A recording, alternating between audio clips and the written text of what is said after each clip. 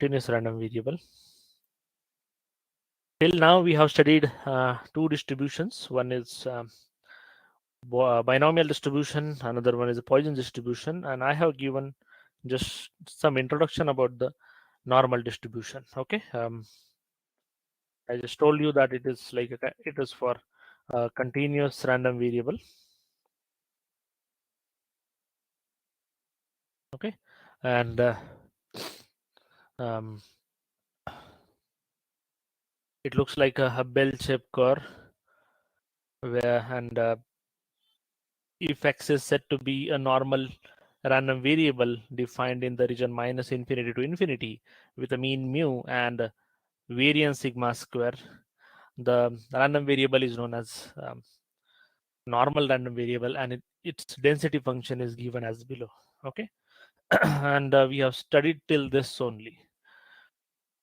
In today's session, we will see how the standard normal distribution will look like. Okay, so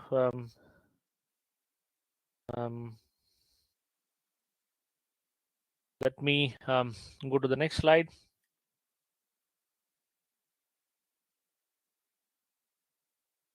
Okay, yeah, this is the one. Yeah, in this slide,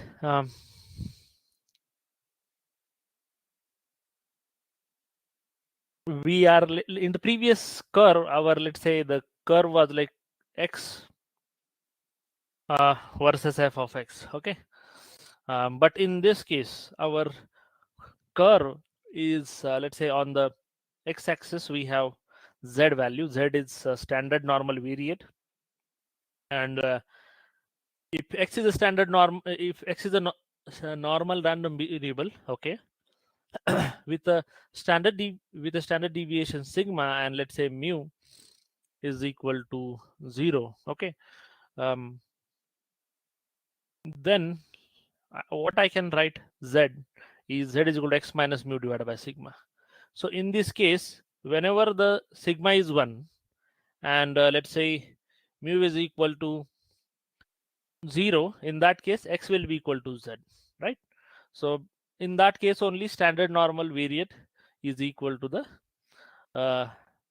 let's say normal random variable x. But it is more easy, or it is comparatively easier to use standard normal distribution, okay, which is in terms of z rather than creating it in terms of x. Okay, so z is equal to x minus mu divided by sigma, where mu is the mean value and sigma is, you know, standard deviation. Okay, so sigma is nothing but the under root of variance, and mu is nothing but the expectation of x. And if you try to draw the graph now, you might have studied this before, that within -3 to +3 range of z, or the standard normal variate, we will almost cover 99.73% of the probability. Okay, within -2 to 2 we will cover the 95.4% of the probability, and within -1 to 1 we will cover 68.2% of the probability. Okay, so the distribution is bell shaped, and it looks like this: 68.2 from -1 to 1, and 95.4 from -2 to 2, and 99.73 from -3 to +3. Okay, so now I think you should know, let's say, how to interpret this data in when it comes to calculating the probability. So if I say how much is the area on the left hand side of the let's say the y-axis, is, you can clearly see it's 50%, and whereas on the right hand side also it is a 50%. So let's try to understand some scenarios which can occur whenever we come across some examples here. Okay, so that we will be easily able to solve them when it comes to the problems. Okay, as you know, like 99.73, you can assume it as like around like 100%. Within -3 to +3 range of standard deviation, we are covering the entire um, standard normal distribution. Okay, 50% area is on the left hand side, 50% is on right hand side. But for example, let me go to the next slide. In um, for example, we are supposed to find the probability of z less than equal to z naught, and z naught is, let's say, somewhere here on the right hand side. Okay, look at this first figure. Z naught is on the right hand side of the curve. Okay, this is 50% area on the left hand side. On right hand side we have some 50% area, but in between somewhere we have z naught, and the question is find the probability of z less than equal to z naught. Means the entire shaded area here. We are supposed to find this area, shaded area probability. So we know 50% area is on the left hand side of the y-axis. To that we have to add this a, which is z is equal to 0 to z naught. Okay, so area which is on the positive side, that is what we have to add it in order to get the entire area. Okay, for example, on the second figure, if you see z naught is on the left hand side, then what you have to do? You have to, its entire area will be 50% on the left hand side, but you have to subtract this a area from 50% in order to get this shaded area in the red color. Okay, so shaded in the area in the red color will be 0.5 minus this a, which is shaded only in the blue color. Okay, so whenever a question comes, you are supposed to calculate the value of z or value of z naught corresponding to the value of x. Okay, so they'll ask you question in terms of x, so you have to convert that value of x into z. You know the relationship, z is equal to x minus mu divided by sigma. So using that, you have to convert the problem into the standard normal variate and solve it.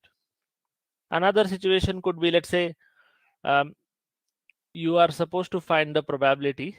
Let's consider this figure, first figure on this slide, in between z1 to z2. So you're supposed to find this area uh, which is lying in between these two lines, vertical lines. So how much it will be? It will be a1 plus a2. A1 is the area on the left hand side of the curve, a2 is the area on the right hand side of the curve. Okay, another situation will be, let's say, z1 and z2 is entirely on right hand side. So what you will do? You will first calculate the a2. A2 will be this entire area. Let me just use the green color here.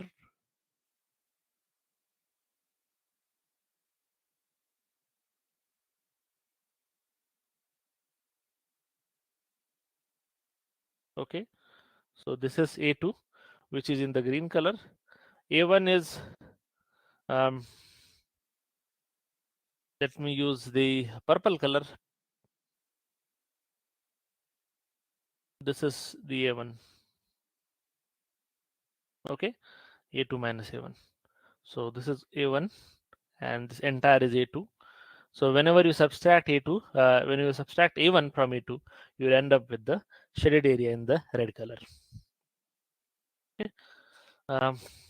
Let me go to the next slide. I'm just giving some examples, random examples. Okay, in real actual question can be different. Okay, suppose in this case, you are supposed to find the probability of z greater than z naught. Okay, probability of z greater than z naught, and z naught is on the left hand side. So you have to again add this a area to the 50%, that is 0.5. So 0.5 plus a. Okay, so similarly, if let's say z naught is on the right hand side and you're supposed to find probability of z greater than equal to z naught, in that case it will be 0.5 minus a. Okay, so this is how you will be solving the questions, or this is how your approach will be whenever you are solving any question.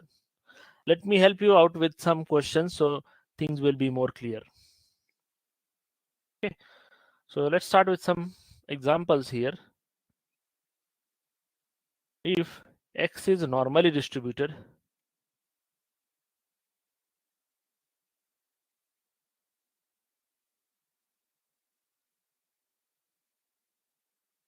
if X is normally distributed with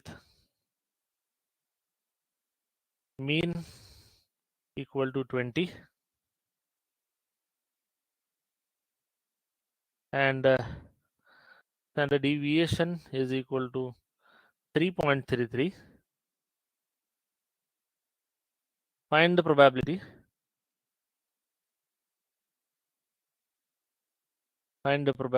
between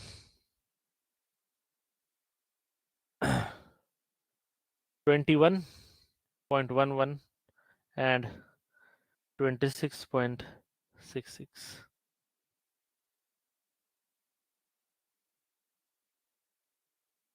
Hint here is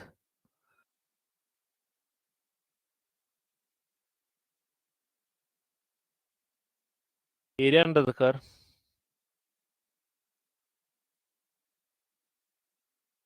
Z is equal to 0 to 0.33 is 0.1293. Okay, this is the given data to you.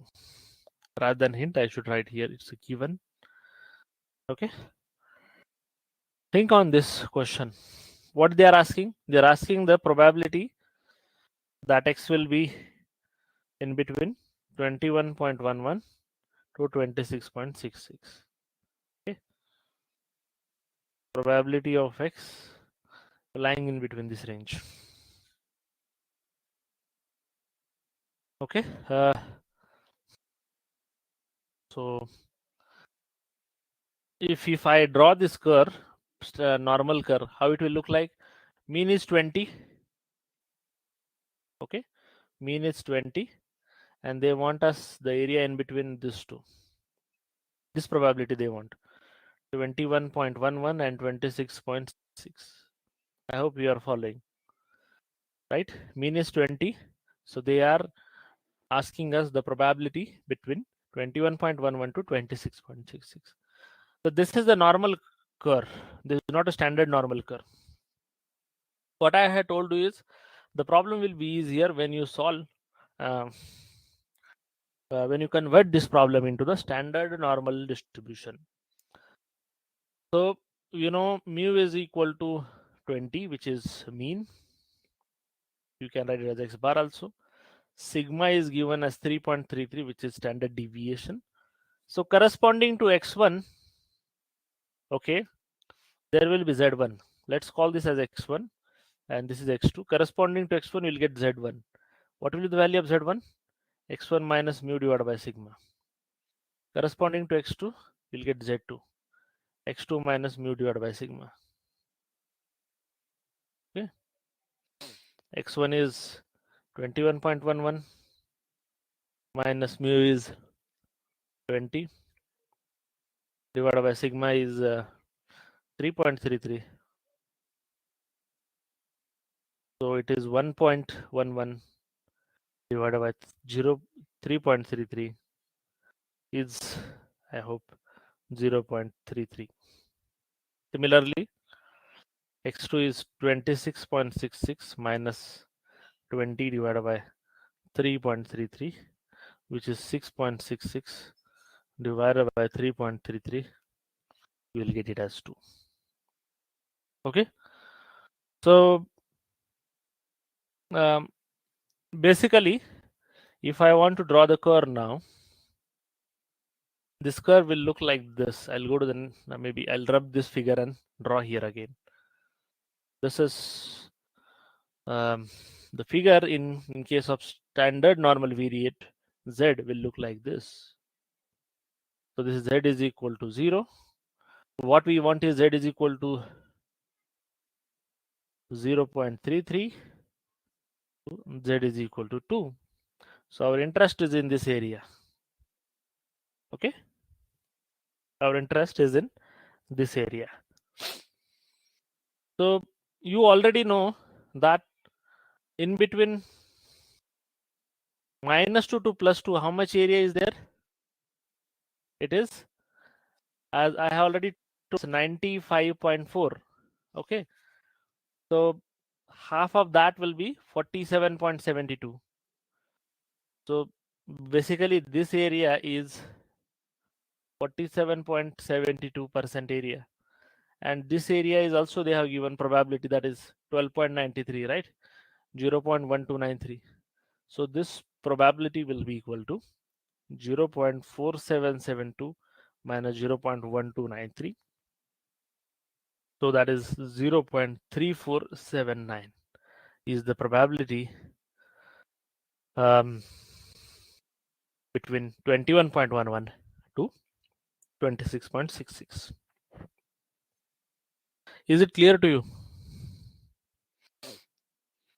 Are you getting how I have converted the normal variable into standard normal variable? How then I have drawn the figure? Feel free to ask if you have any doubt here.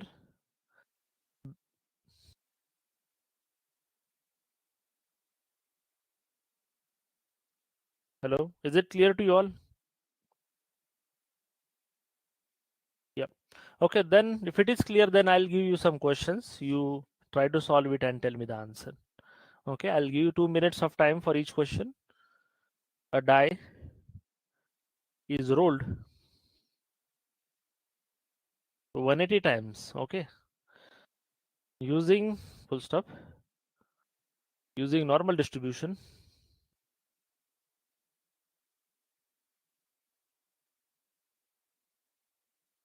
It is not updated. Okay, just a minute.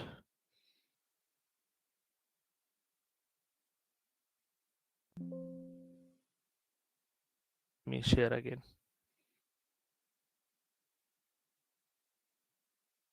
Okay, give me a minute.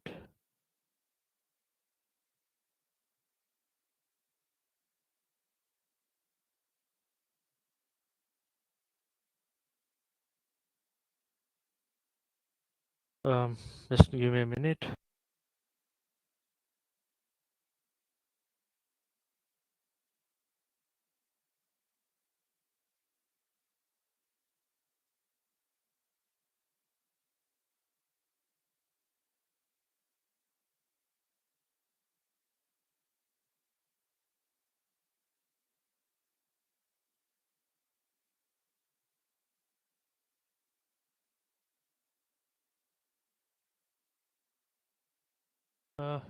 Looks like my screen is not loading. I'm trying to resolve the issue.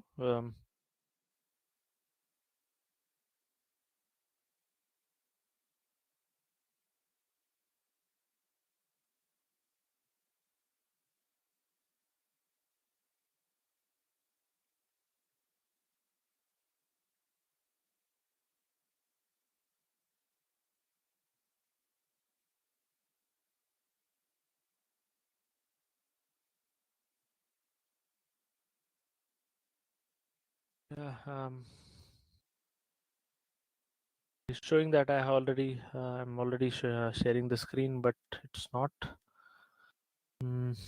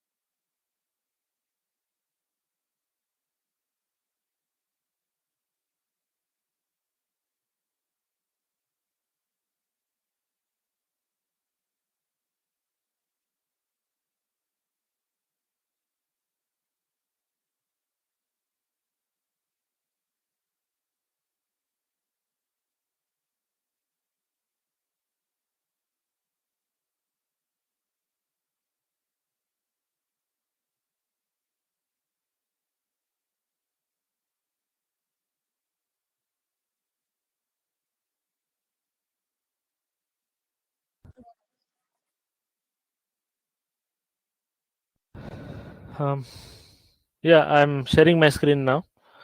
I hope you will be able to see it now. Please confirm, and I'll go to the updated slide. Just a minute.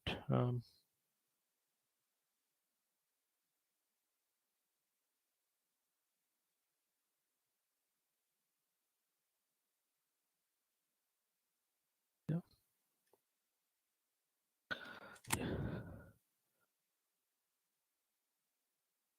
Somehow the screen share is ending.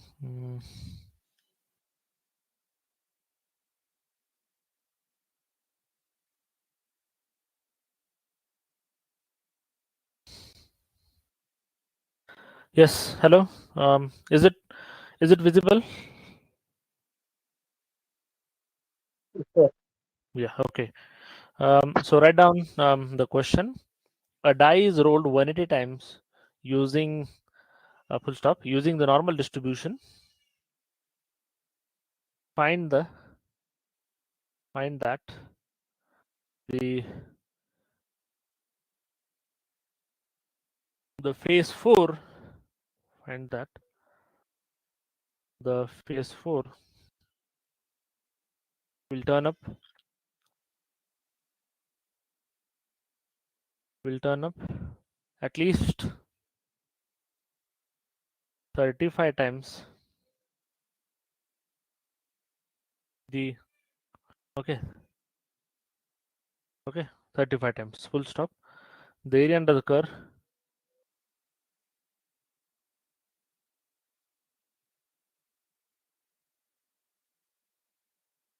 The area under the curve or under the normal curve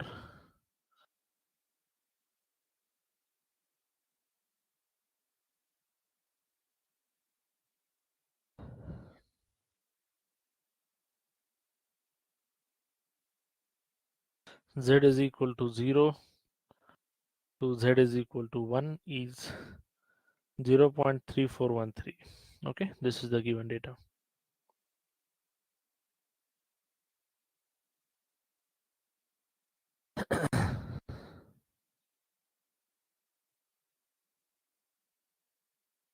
Okay, I'll repeat the question. A die is rolled 180 times using the normal distribution. Find that the 4 will turn up at least 35 times.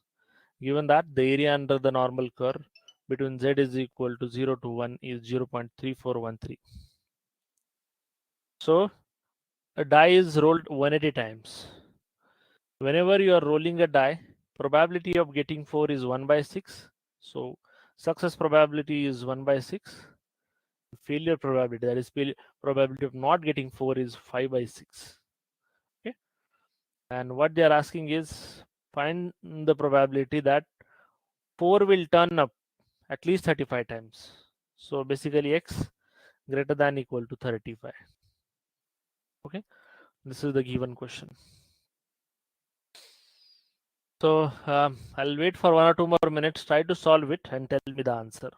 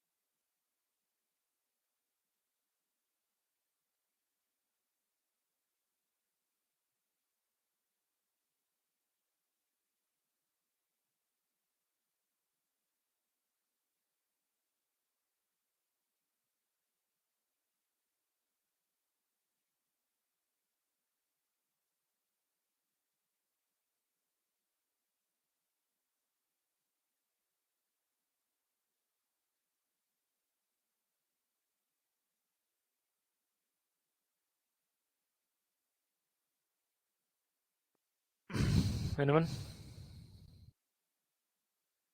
See, if you see here, first you will calculate the mu. Mu is equal to the expectation of x, which is n times p. That is n is 180, p is 1 by 6. You will end up with 30 value. Sigma square is equal to npq. Okay, n is 120 into 1 by 6 into 5 by 6. So 25 is your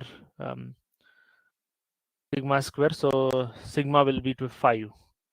So you already got the mean and standard deviation here. If you want to convert this problem of z into problem of x into z, is if for x is equal to 35, z is equal to 35 minus 30 divided by 5. Okay, and that will be equal to 1. That will be equal to 1. So probability of x greater than equal to 35, you can still write it as probability of z greater than equal to 1. So if I want to draw a graph, so this is z is equal to 1. This is what they are asking to you, probability of z greater than equal to 1. And that is given by this area which is written in red color A. You have to subtract it from 0.5. So that is 0.5 minus area A, and that is 0.5 minus 0.3413. We'll end up with 0.1587. Okay, 0.1587.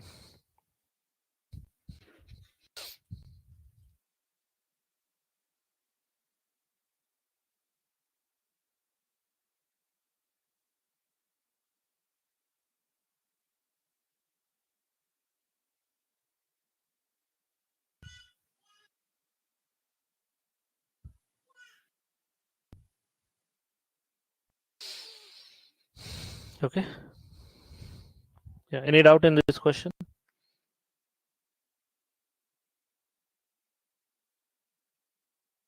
Okay, let me give you another question.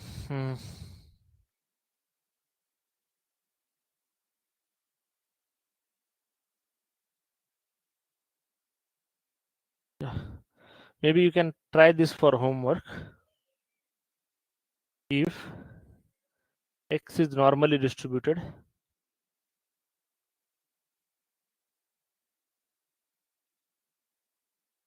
with mean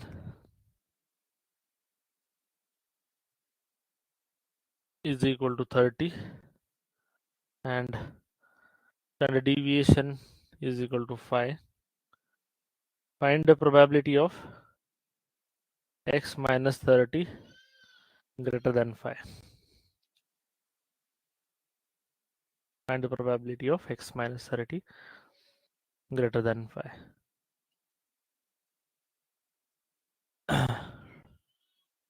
Okay,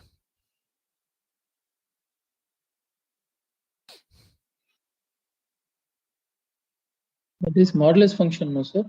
yes, it's mod function, mod of x minus 30. So think on this question. The final answer in this case is 0.6826. Okay. Just to give you a hint, probability of mod of x minus 30 greater than 5, it means what? This inner thing either can be, let's say, -4 or +4, we don't know.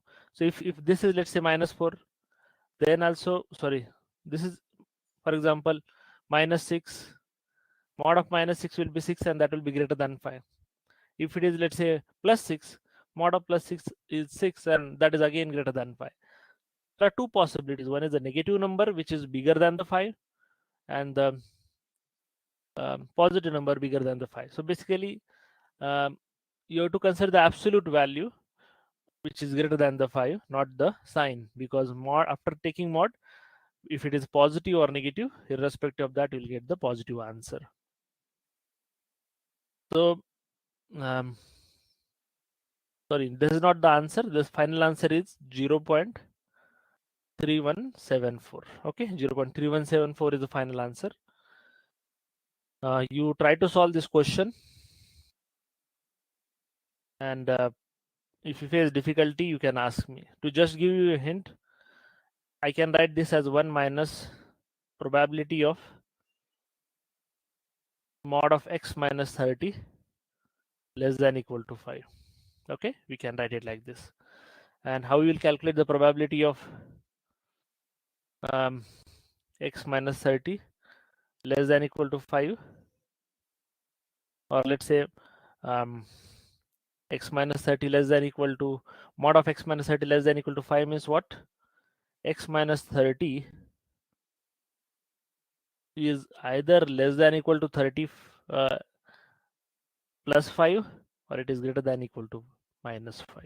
Okay, this is how we can write it, correct? So if you convert this problem in terms of x, it will be like x is within 35, for example. Okay, so range for all the values of x, you can clearly see you will always get mod of x minus 30 less than equal to 5. Take any number, for example 25. 25 minus 30 is minus 5. Mod of minus 5 is 5. Yes, equal to condition is getting satisfied. So within this range, if you take any value, 25 to 35, you'll always get mod of x minus 30 is always less than equal to 5. Okay, so I have converted this problem in terms of x. So this is what you are supposed to find: probability of x greater than equal to 25 and less than equal to 35. So if you calculate the graph in terms of x, it will look like this. X is equal to 30 is the mean. X is equal to 25 will come on the left hand side. X is equal to 35 will come on the right hand side. And this is the area or the required probability is what they are asking. So here you have to convert this problem into Z. Okay. I hope it will come from -1 to +1. Just check it and then solve this question. You'll get the answer. Okay. Yeah. Sir, what is the area between -1 to +1, sir? -1 to 1 is 68.26. So, or 0.681 minus. So this will be like 0.6826. This is the area. Z is equal to -1 to Z is equal to +1, 68.26. So if you subtract that 0. Or let's, rather than percentage, I'll write it in terms of probability itself, 0.6826. So 1 minus 0.6826 will be 0.3147. That is why this final answer, you'll get it like this. Okay.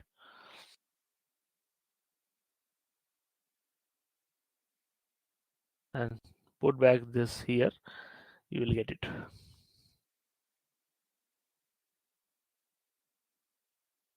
Okay. Yeah, anyway, we have solved it now. No need to take it for homework now. Let me know if you have any doubt in this question. The main intention here is you should be able to understand how to convert the problem from the normal distribution to the standard normal distribution. That is, converting x to z is very important.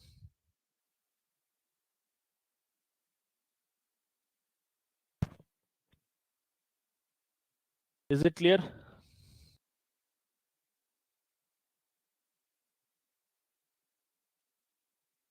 Okay. Yeah, then coming towards the next slide, So in general, here I have listed down some distributions. Whatever we have studied are not the only distribution. There are a lot of distributions are there. In discrete random for discrete random variable, we have studied Poisson distribution, binomial distribution. Apart from that, there are geometric distribution, geometric, hypermetric, or negative binomial distributions are also there. But those are not part of our syllabus. Just for your knowledge, I'm explaining it. In case of continuous random variable, generally we use normal distribution. But apart from that, uniform distribution is also there, gamma distribution is there, exponential and variable distribution is also there. Okay, these are some other examples of the distribution in case of continuous random variable. For our syllabus, our focus will be only on binomial distribution, Poisson distribution, and normal distribution. Okay, so yeah,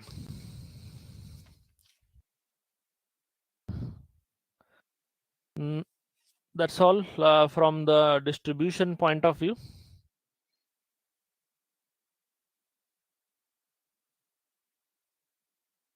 Now write down the heading correlation and regression. This is the last point of this chapter. Correlation and regression. Write down heading correlation and regression.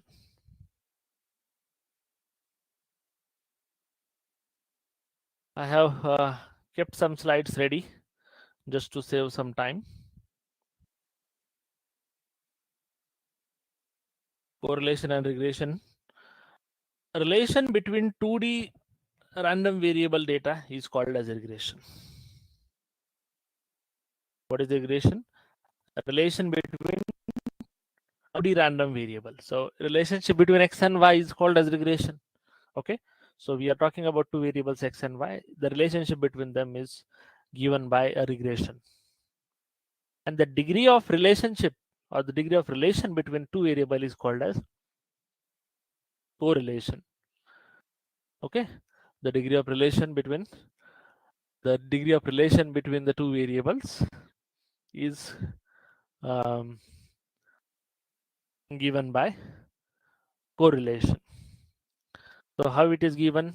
That is given by coefficient of correlation, R, and the coefficient of correlation is given by covariance of xy, which we have already studied in the previous class, divided by sigma x into sigma y. Okay, covariance of xy is expectation of xy minus expectation of x into expectation of y. Okay, this is how you will calculate the covariance of xy, and sigma x and sigma y is the standard deviation of x and standard deviation of y. Okay, so this is the formula you should know. Covariance of xy divided by sigma x into sigma y will give you the basically coefficient of correlation. Let's forget about this formula for the time being. Okay. Yeah. Now R of the coefficient of correlation is given by R now, which is covariance of xy divided by sigma x into sigma y. The value of R is lying in between -1 to +1.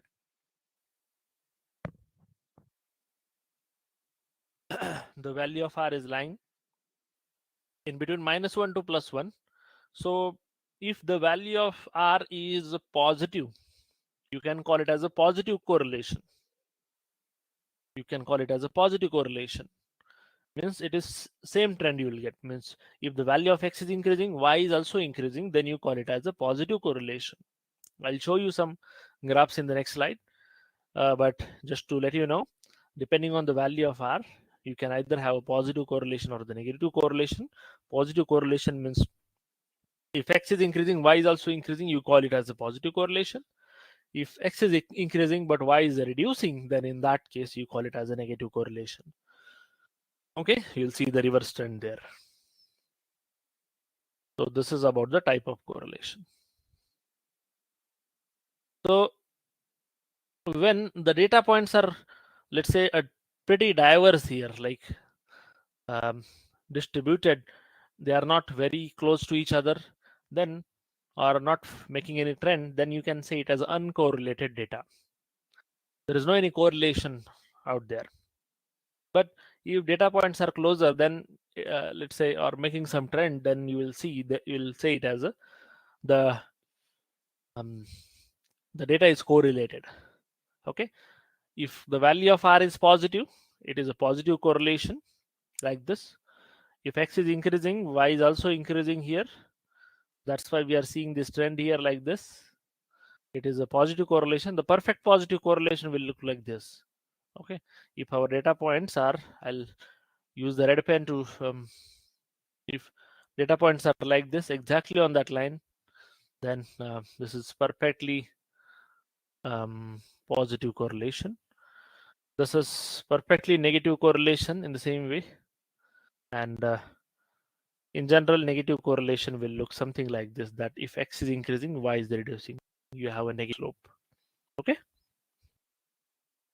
I hope you at least understood the basics, that depending on how the x and y are varying with respect to each other, we have either positive correlation or the negative correlation.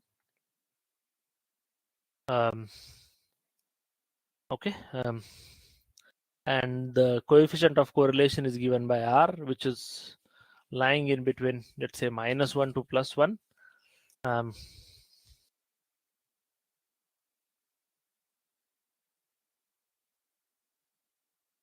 If r is, let's say, +1, you can say it is perfectly correlated.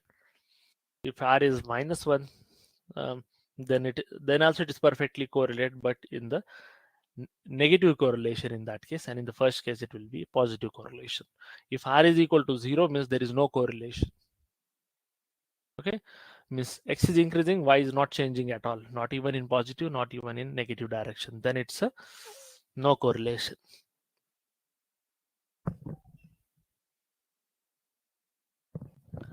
Is it clear till this? Any doubt? Okay, no doubt. Let's learn some more theory part before we jump into the problems. Okay, here another slide I have made on regression now.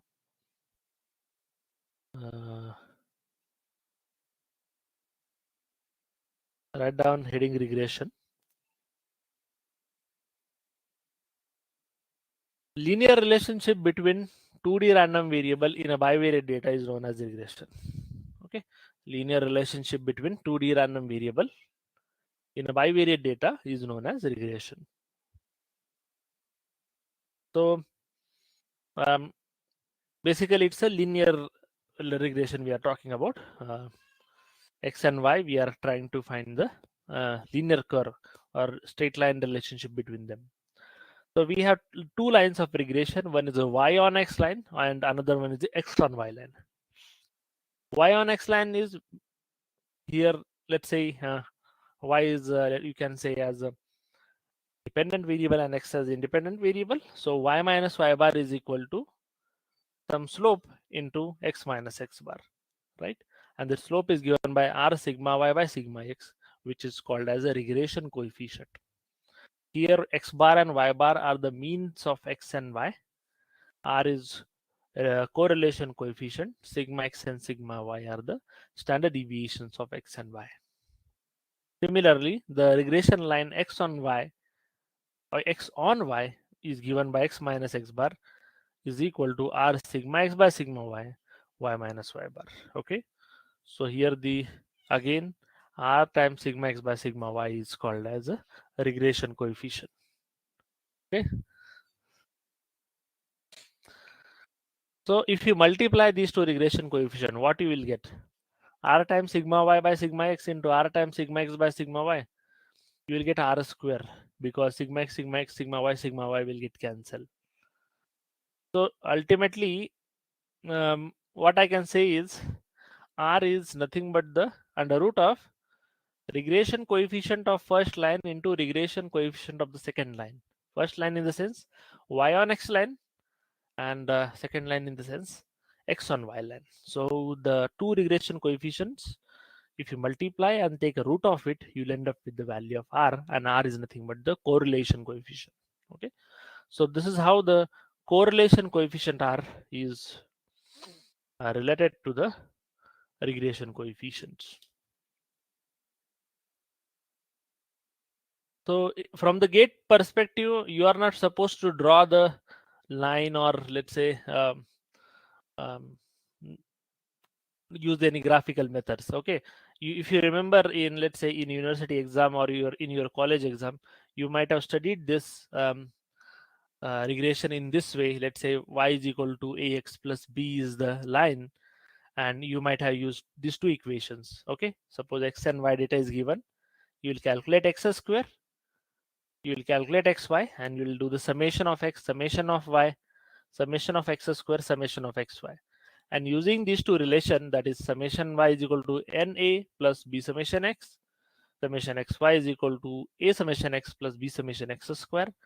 So using this data, you will get the value of, or solving these two equations, you will get value of a and b, and ultimately you will get the equation of line y is equal to a plus bx.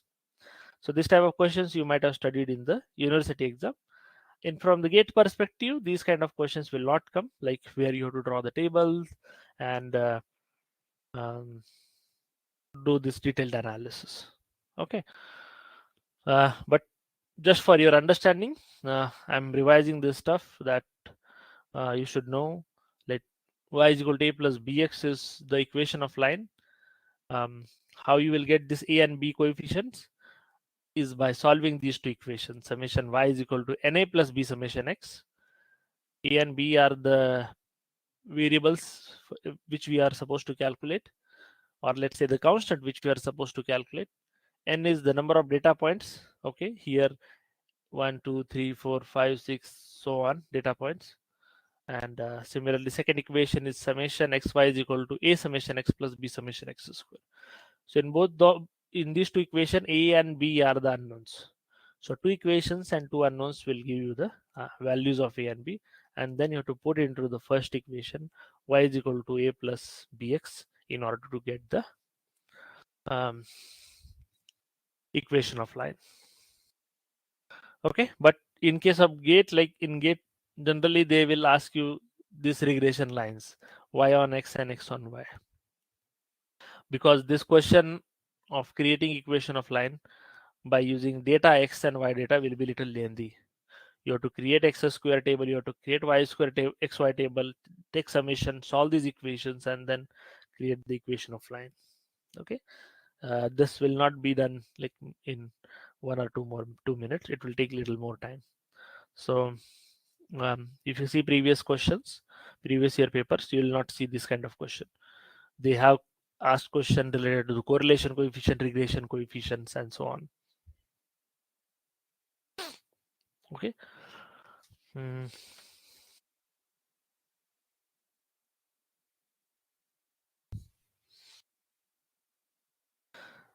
So next slide. As I said previously, no need to write it because same thing I have written again. There are two regression lines. One is y on x line, that is y minus y bar is equal to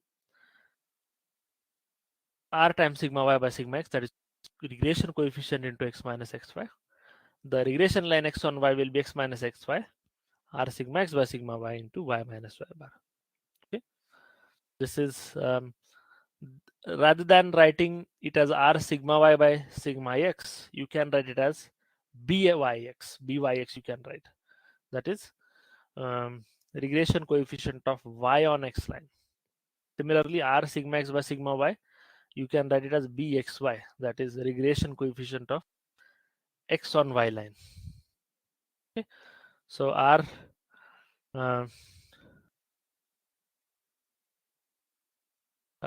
r is like the multiplication of these two will be r square. So you can say in general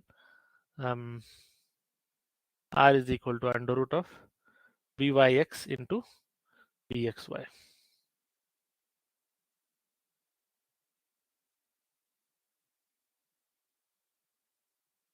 Okay, so this is what you can write a new relation. So if and as I already told, the value of r is like within -1 to +1. So if byx is greater than 1, the bxy has to be less than 1, and vice versa, you can say.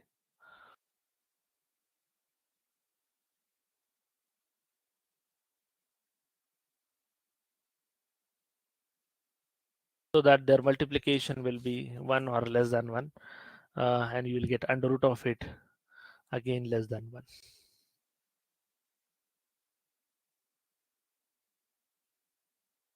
So let me go to the next slide. One last theoretical background. Regression coefficients are equal when variances if regression coefficients are equal, then their variance is also equal. Let's see whether it's true or not. Sigma y, bxy and byx are the regression coefficient. What is bxy? R times sigma x by sigma y. What is byx? R times sigma y by sigma x. So if you cancel out r and take x and y on other side, you will ultimately get sigma x square equal to sigma y square. Okay, so what is the meaning of this? The meaning of this is variance of x is equal to the variance of y. So in general, you can say if regression coefficients are equal, then variances are also equal.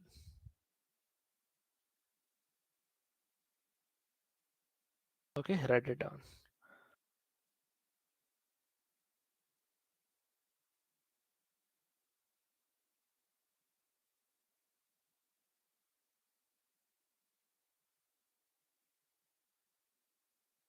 Regression coefficients are equal, then their variances are also equal.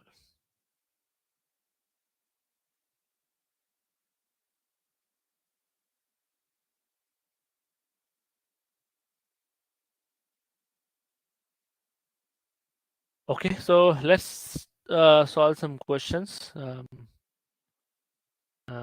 make this theoretical background robust.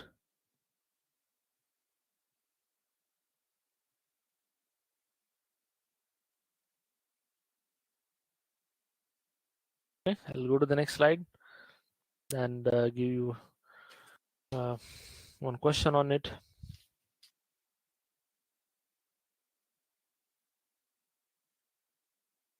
The regression lines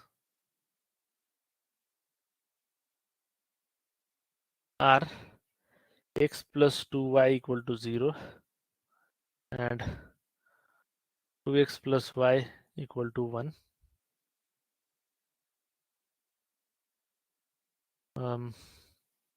Y on x and x on y respectively.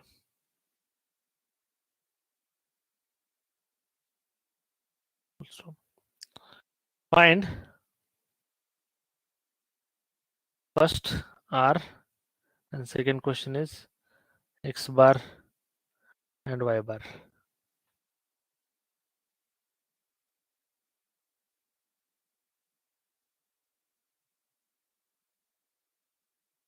Find r, x bar and y bar. So let's solve this question. I'll help you out with this question, and next question you try on your own. So what is y on x line? And what is x on y line? Y on x line is x plus 2y equal to 0. So 2y is equal to minus x. So y is equal to minus x by 2. y is equal to minus x by 2.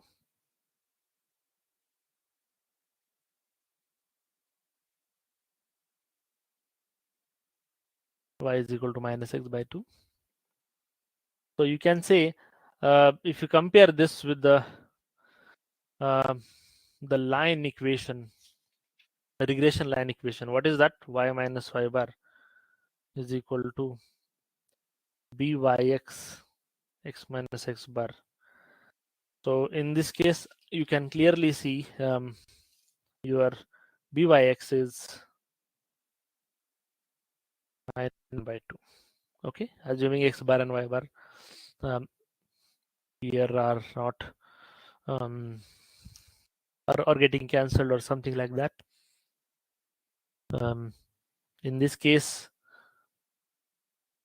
you can clearly see if you just compare these two,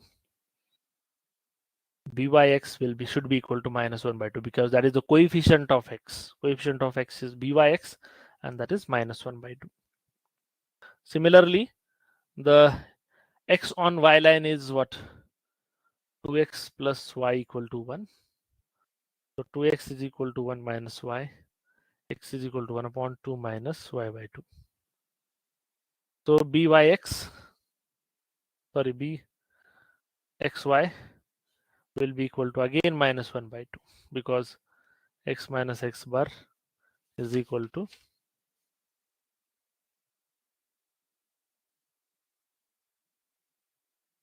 r times sigma x by sigma y, or let's say it as bxy y minus y bar.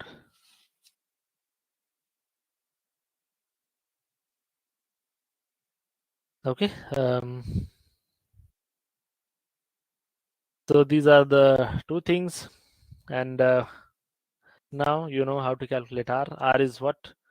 R is under root of bxy into byx, that is equal to under root of minus 1 by 2 into minus 1 by 2. So it is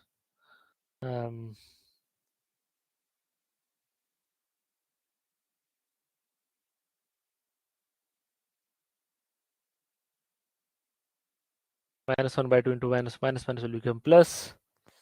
It is plus or minus 1 by 2, you can say. R is equal to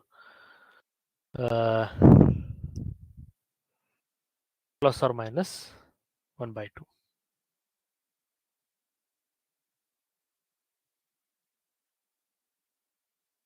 But the question here comes is, what either you should, what is the, let's say, correct answer, whether it's plus or minus. So for that, I would like to give some hint or note. Write down this note. If both regression coefficients are positive, then R is positive. If both regression coefficients are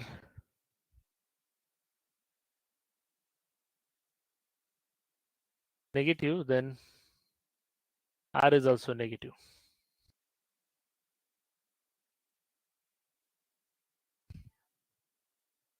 Okay, so here both the regression coefficients are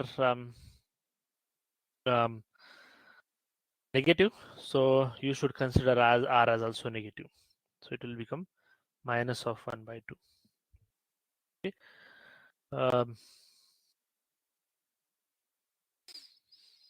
minus 1 by 2. If both of them are positive, then you will consider the plus 1 by 2. Okay, but in this case both are negative, so the R will be minus 1 by 2. That is the first answer.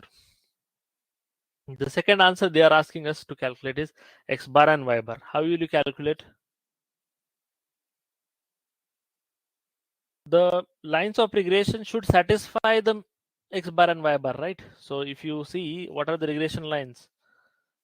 X plus 2y equal to 0, and another line is 2x plus y equal to 1. So these lines of regression should satisfy for the mean values also. So x bar plus 2y bar has to be equal to 0 and 2x bar plus y bar has to be equal to 1. So if I multiply with 2, let's say 2x bar plus 4y bar is equal to 0, and another equation is 2x bar plus y bar equal to 1. So subtraction is 2x bar will get cancelled. 4y bar minus y bar is 3y bar equal to minus 1, y bar equal to minus 1 by 3. Y bar equal to minus 1 by 3. Similarly, if you put this y bar into any of this equation, you will get x bar equal to 2 by 3. Okay. So x bar is equal to 2 by 3 and y bar equal to 1 by 3. You can write it like this. Okay, this is the answer for the second question. I hope it's clear till this. If you have any doubt, feel free to ask.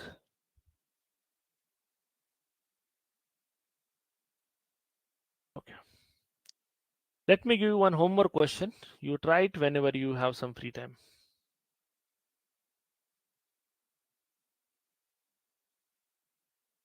I'll directly give you the equations. X minus 3y equal to 4 and 2x minus y equal to 1. This is y on x line and this is x on y line. Find r, and the second one is x bar comma y bar. Okay, all this answer is r is 1 by root of 1 by 6 and here x bar is minus 1 by 5 and y bar is minus 7 by 5. Okay, solve this question whenever you have some free time.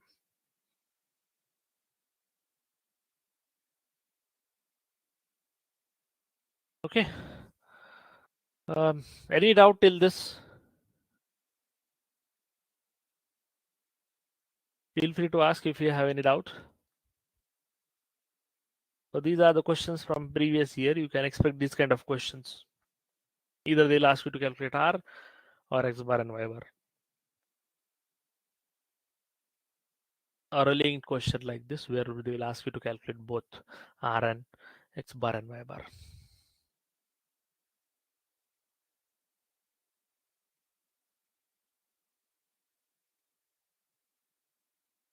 So that's all we have from the probability and statistics point of view.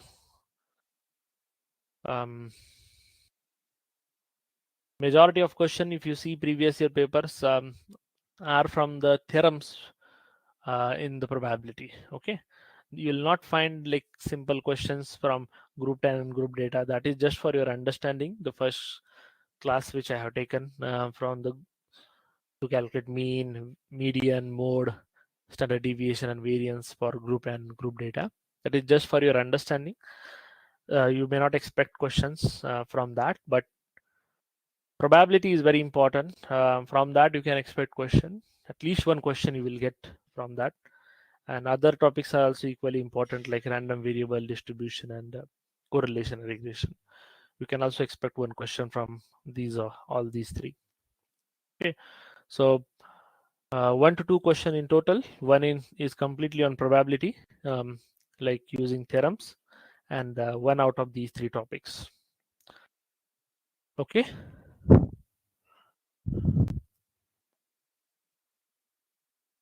Any doubt till this? If no doubt, then we'll start another chapter, which is differential equations.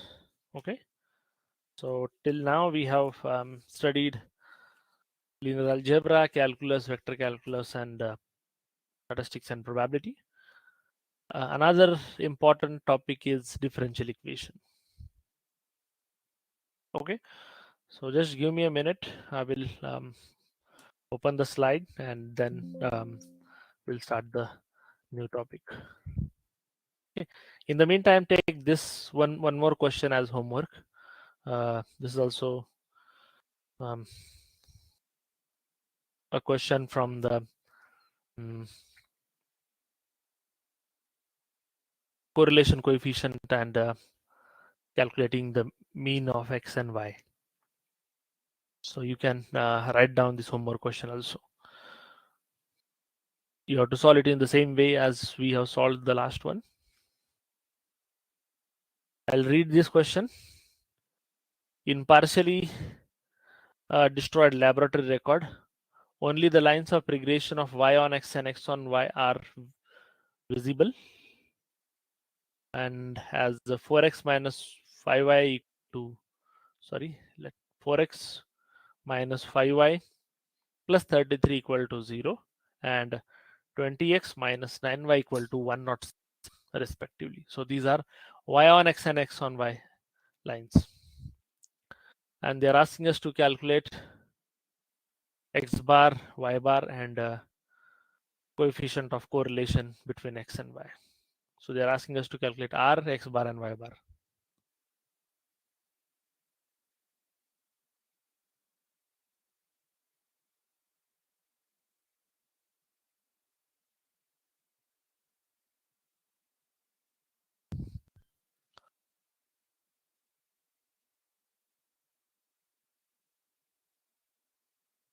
Write down this question.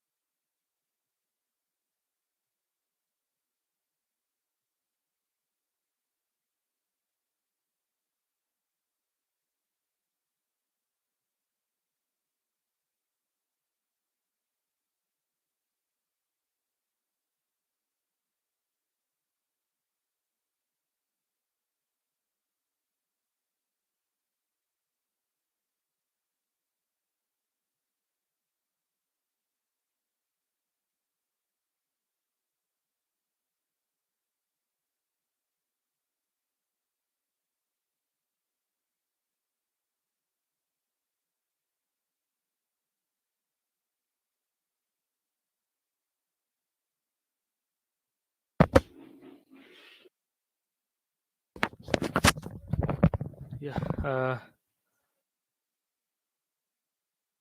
Let me open new slide. Just give me a minute.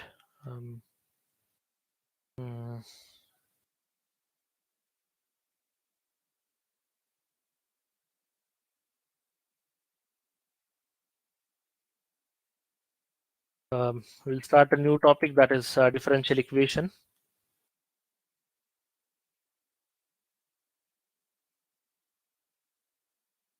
So write down heading differential equation.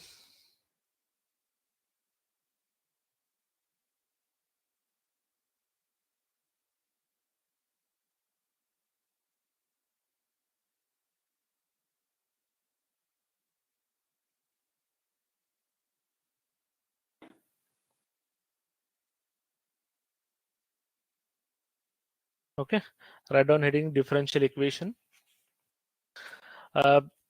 In this chapter, I'll just give first the agenda. What is our focus? Our focus is to solve the differential equation, not to create the equation. Okay, so we will not create the differential equations.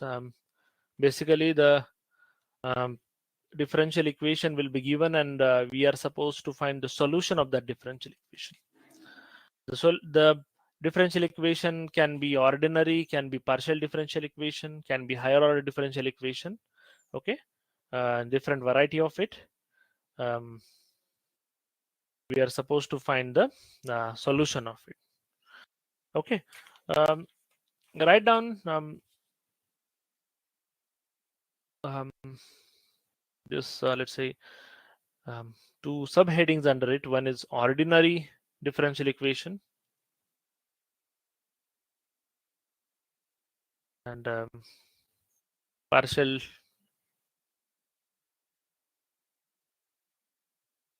differential equation. Okay,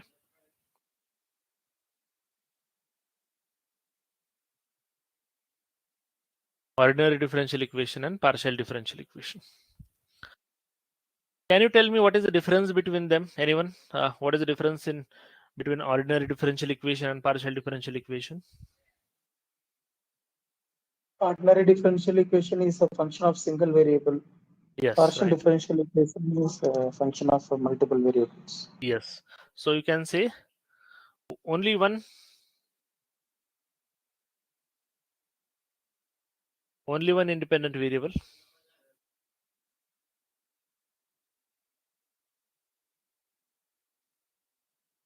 Okay. Whereas in case of partial differential equation, more than one independent variable.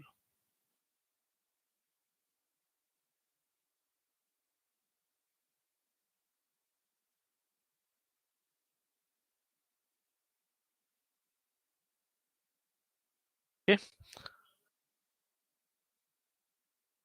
So d2y by dx square plus 2 dy by dx.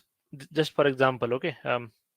Dy by dx whole square plus 4y equal to 0. So what is this? This is an ordinary differential equation where we have um, y depending only on x. Okay, so only one independent variable x here. And let me give another equation, d2u by dx square, d2u by dy square whole cube maybe. So here x and y are the two independent variables. More than one independent variables are there. Then it comes, you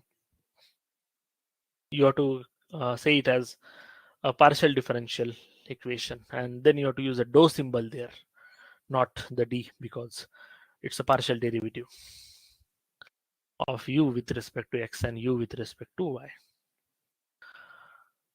So in this chapter, our focus is more mainly on the ordinary differential equation, which are of higher order or lower order or single order, you can say. Before we jump into that, can you tell me what is order and degree of the differential equation?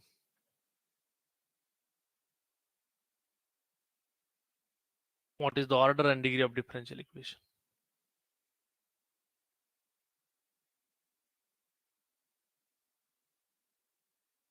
What is order 2, and 1. degree? Yeah, but what is the definition I'm asking? When Number we of times it is differentiated. yes, so you can say highest derivative involved in differential equation. Highest derivative involved in differential equation is called as order of differential equation. So in this case, it's a second order because highest derivative is 2. Okay, and degree is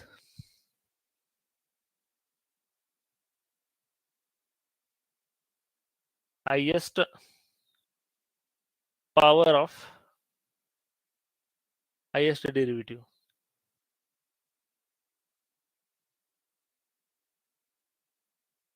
Okay, uh, highest power of highest derivative, provided that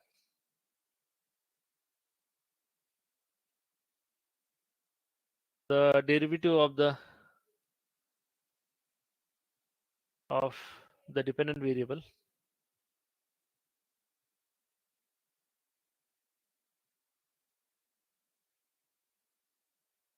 should be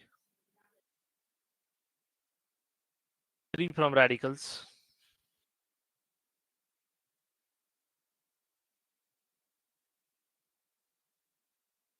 or fractions.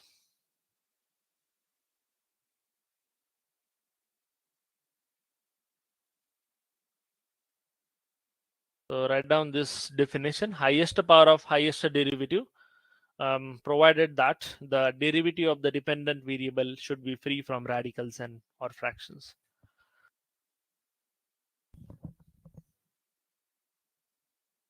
Let me give you some questions here, and you tell me what is the order and what is the degree of this given equation. Okay. Let me go to the next slide.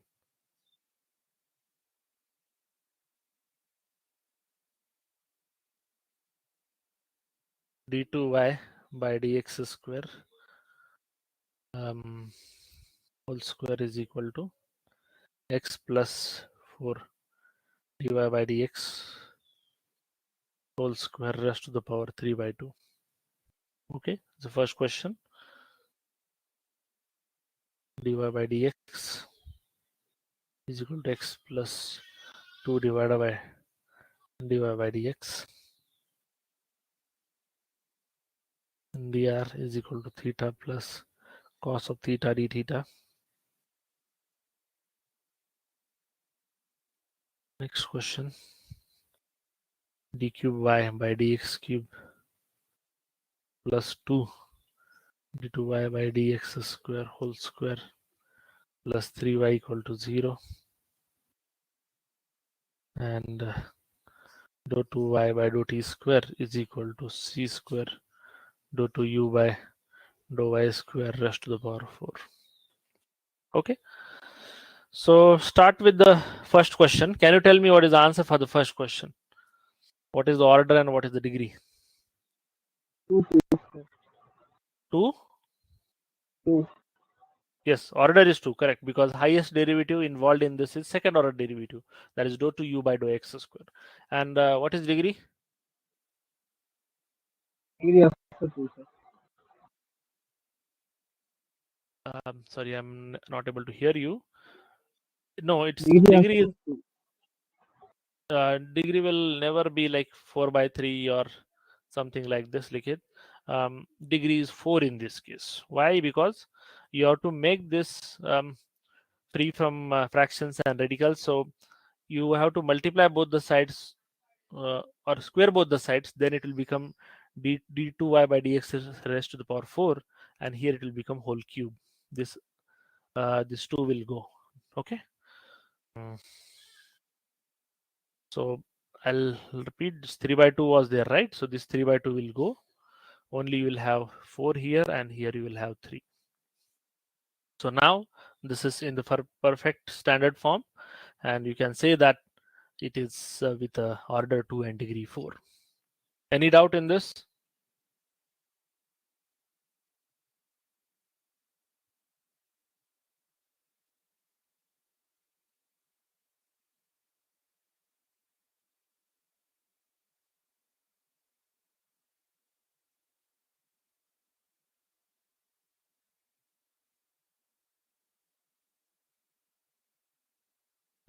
Dy by dx is equal to x plus 2 dy by x. Second question. Can you tell me what is order and degree? Order is 1, degree is 2. Yes, order is 1, correct. Degree is 2. That is again correct. See, here it's a dy by dx raised to the power minus 1 by 2 if you take it in the numerator.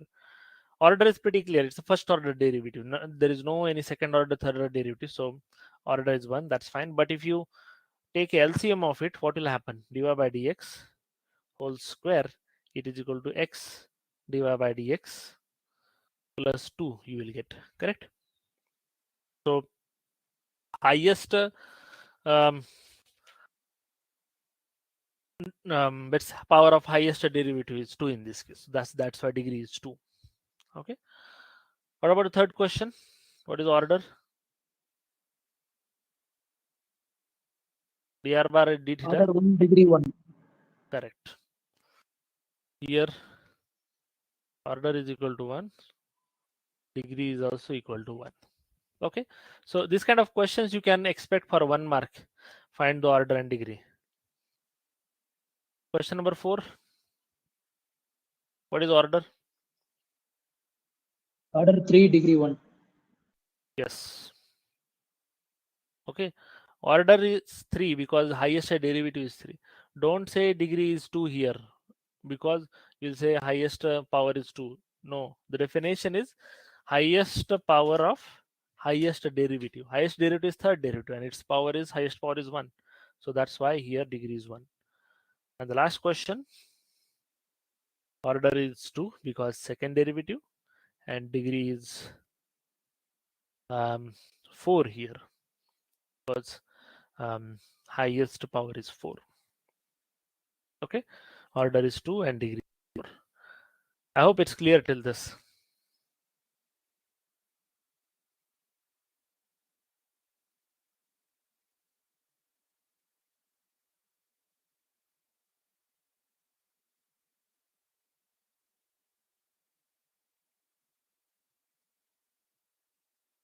Clear?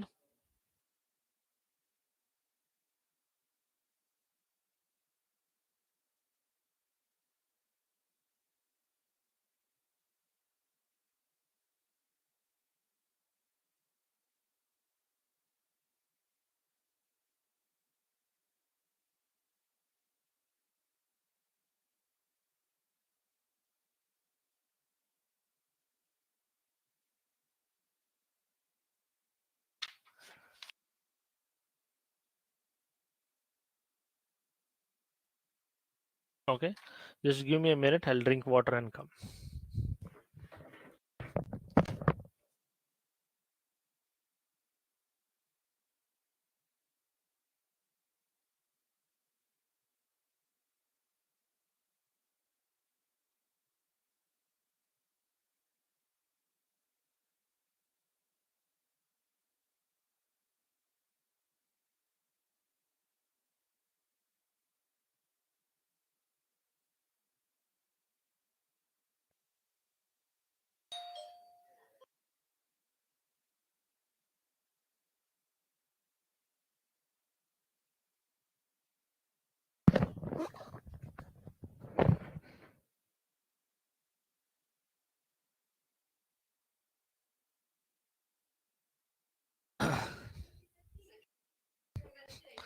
Okay.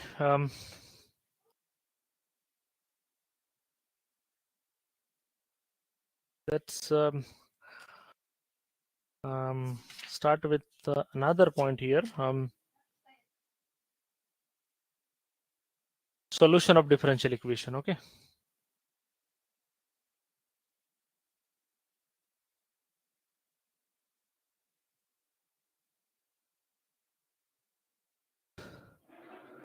Solution of differential equation. Write down heading solution of differential equation.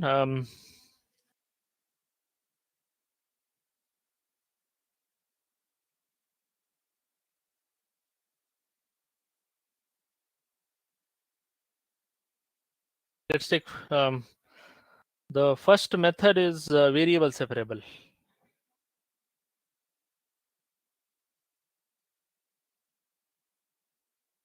Write down heading, or let me just give you first question and then we'll proceed. Question number 1, d2y by dt square is equal to g and y of 0 is equal to 0, y dash of 0 is equal to 0. Okay, so suppose this is given to you, d2y by dt square is equal to g and y of 0 is equal to 0, y dash of 0 is equal to 0. If you get this kind of question and you want to solve, then take integration on both the sides. dy by dt will be equal to gt plus c1. Okay, this will be your equation number 1. And if you take again integration of it, y is equal to g t square by 2 plus c1t plus c2. Okay, this is equation number 2. Okay, so y is equal to half of gt square plus c1t plus c2t. If you use these boundary conditions to it, y of 0 will be equal to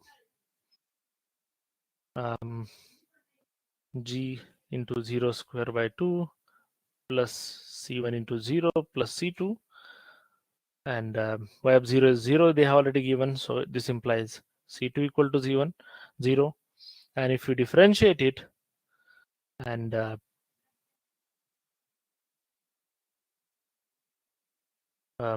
from the equation number 2, in this case, if you put the value, you will get c1 equal to 0 also. Okay, if you put the boundary condition. So ultimately, y is equal to gt square by 2 is the final solution of it, or y is equal to half of gt square.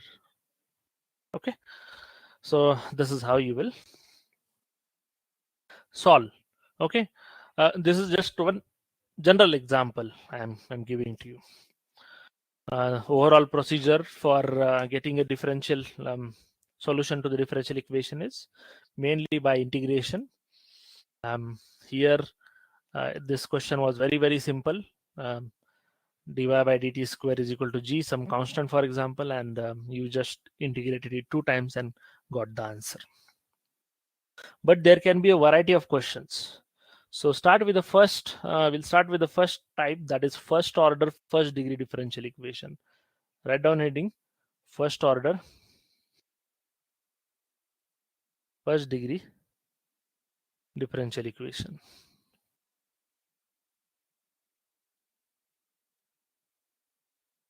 Okay,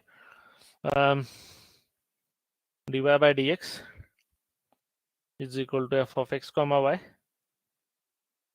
or let's say m x comma y dx plus n x comma y dy equal to 0. If this kind of equation is there, then how can we solve this differential equation? That is the question.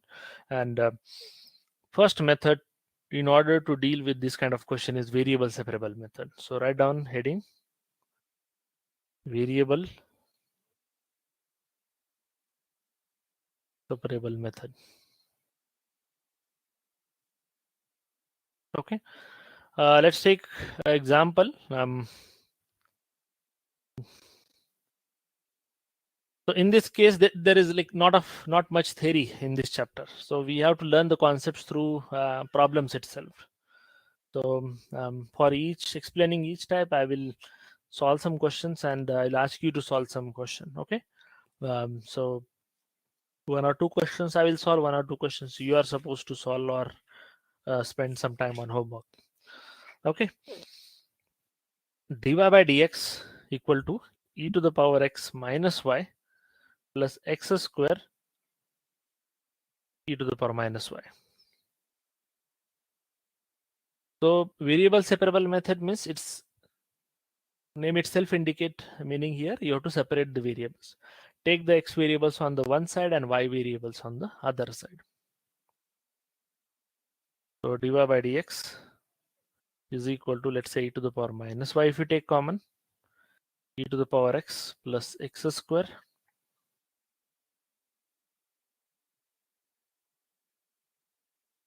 dy by dx is equal to this. So e to the power y dy is equal to the power x plus x square into dx. Okay, so you can clearly see what we have done is from equation number 1 we have written equation number 2 by separating the variables.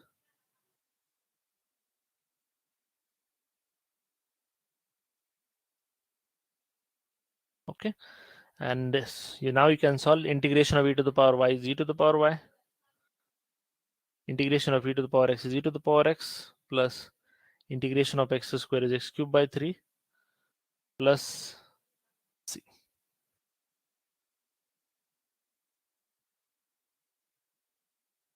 Okay, this is how you will write the solution of the given differential equation.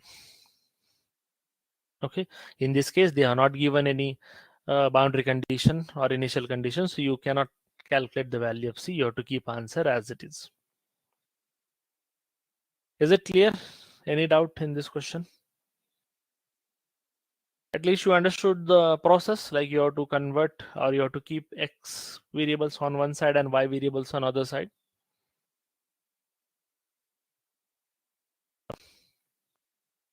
If it is clear, then I'll give you another question. You try to solve it. Log of dy by dx is equal to 2x plus 3y. Log of dy by dx equal to 2x plus 3y. Solve this question and tell me the answer.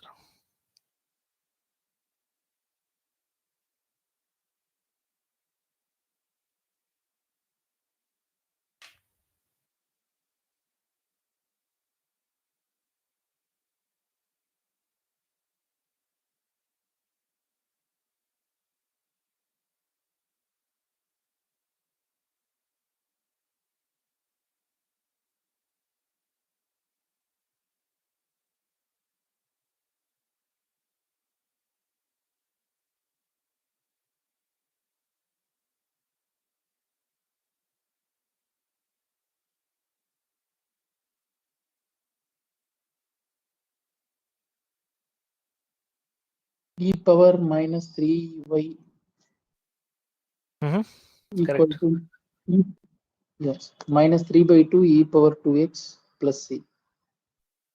Yes, correct. So basically what we have to do is dy by dx is equal to e to the power 2x plus 3y, which you can write it as e to the power 2x into e to the power 3y, and that is nothing but the dy by dx. So e to the power minus 3y dy is equal to e to the power 2x dx. Take the integration now. So this is the variable separable form.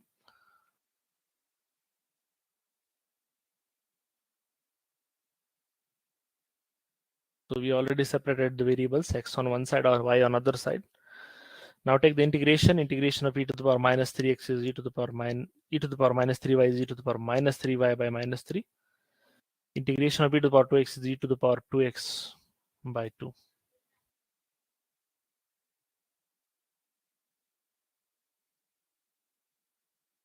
Okay, so this is the solution.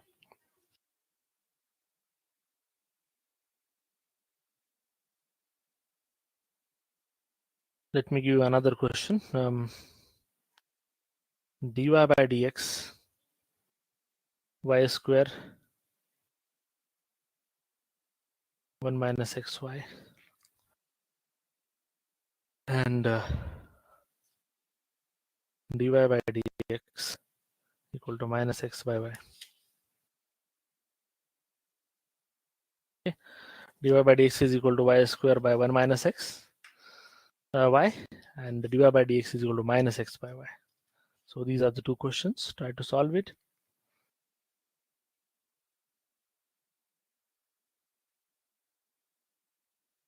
These are the two questions.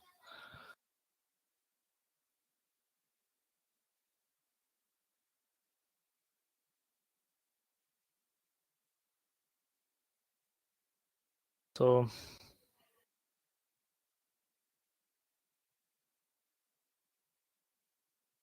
is it like, can you see this question is whether it is easily variable separable or not? Can you separate out the variables easily? 1 minus xy dy is equal to y square dx you are getting. If you further dig into it, it will be dy minus xy dy is equal to y square dx. Right? Can you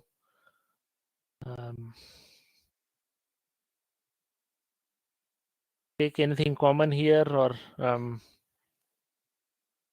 I write it like this? Dy equal to y square dx plus xy dy. And if I take y common, y dx plus x dy. Yes, Likhit, you can ask your question if you have any doubt. So this is the hint to you. Can you proceed after this? So what I'm writing is dy is equal to y into y dx plus x dy. What is y dx plus x dy? Let's say if I bring this y on the left hand side, dy by y d of is equal xy. to, yes, perfect. So it is, if you integrate both the sides, it is, I can write it as integration of dy by y is equal to integration of d of xy. Okay, so integration of 1 upon y is log of y is equal to xy plus c. That's all. Okay, so the final answer is log of y is equal to xy plus c. What about the second question? It is pretty simple. Y dy is equal to minus x dx, and then you can take the variable separable. Y square by 2 is equal to minus x square by 2 plus c. Y square by 2 plus x square by 2 equal to c. X square plus y square equal to 2c or something like this, right?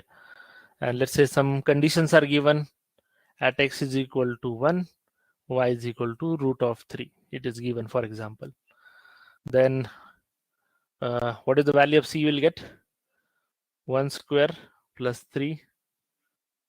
1 plus 3 is equal to 2c. This implies c is equal to 2. So if you put back into this equation, you'll get x square plus y square equal to 4. So this is the equation of a circle. And so this is the differential equation of circle, you can say.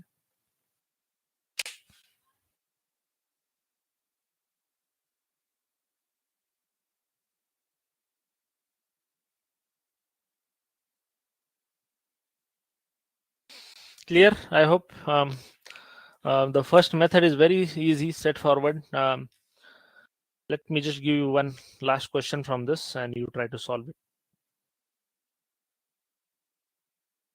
Dy by dx is equal to 3x square minus 2x passes through 1 comma 1. Then find magnitude of y at x is equal to 3. Options are 10, 15, 19, 21. 10, 15, 19, and 21.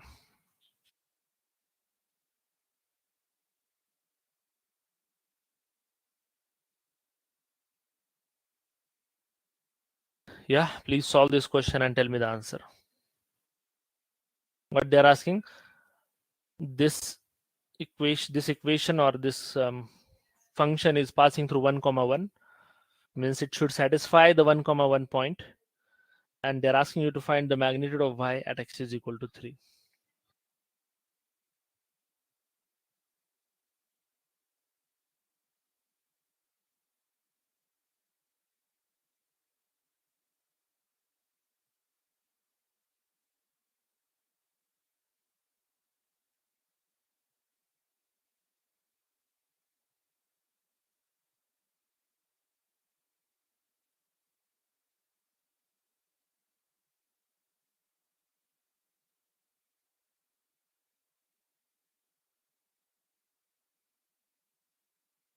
Anyone? Okay, you can clearly see this we can solve by the variable separable, because dy can be written as 3x square minus 2x dx. If you take integration on both the sides, y is equal to 3x cubed by 3 minus 2x square by 2 plus c. So y is equal to 3 will get cancelled, 2 will get cancelled, x cube minus x square plus c. This is the value of y. Okay. As it's already mentioned that it should pass through point 1 comma 1. Yes, 19 is the correct answer. Someone has answered it in chat.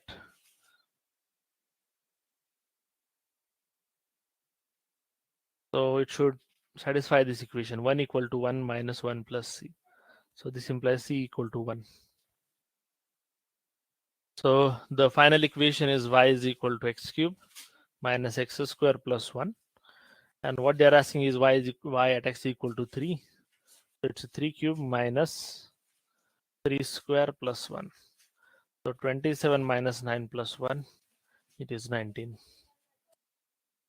Okay, so 19 is the final answer in this case.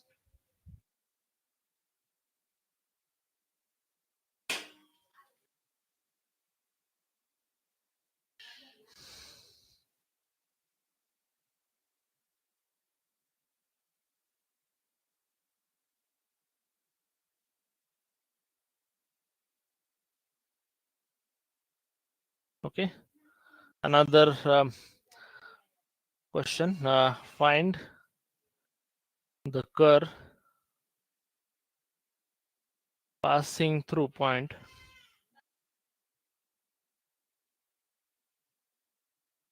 0, 1 and satisfying sine of dy by dx equal to b, where b is constant. Okay.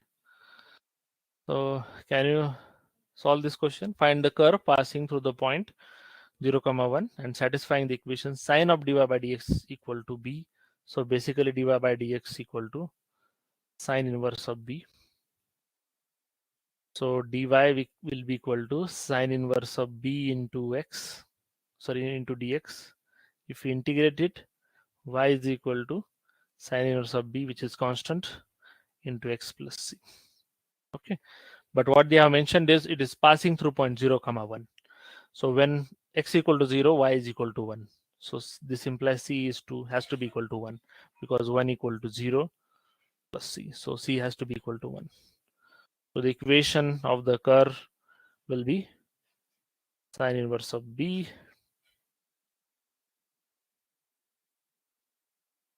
plus b into x plus 1.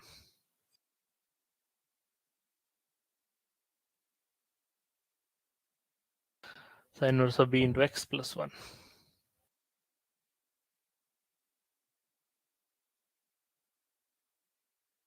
Okay.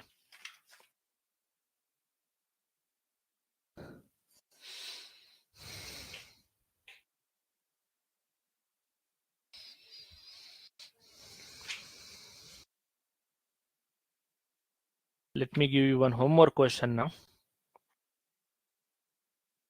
can try it for homework. Dy by dx is equal to e to the power x plus y.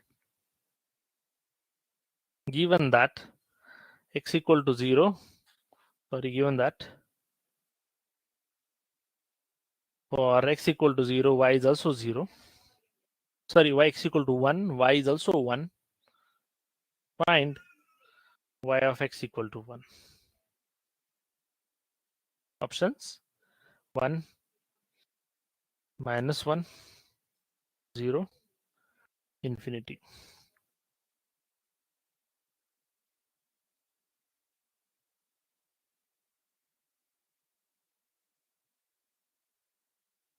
Okay.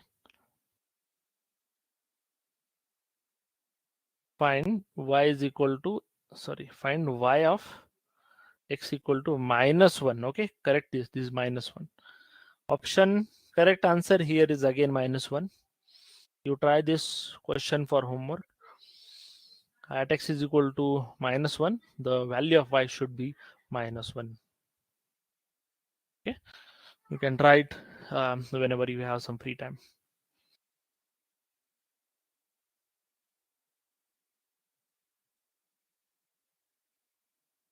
Okay, let me give you some another type of question. Before that, let's write one note.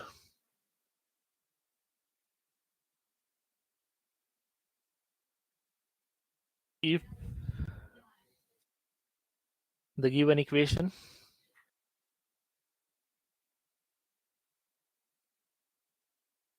contains the terms like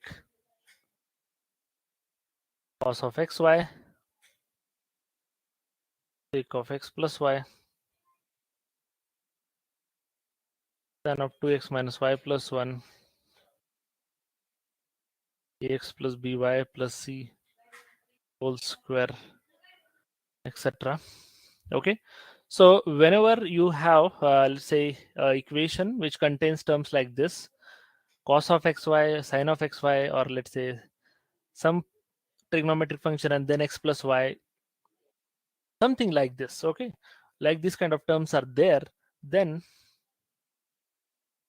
it can be reduced to variable separable form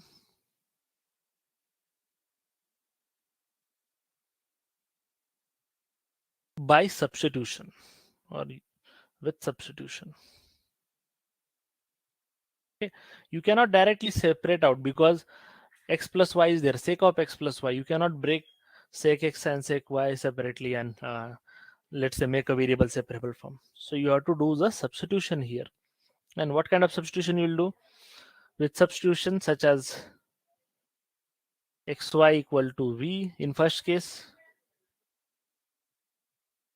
um,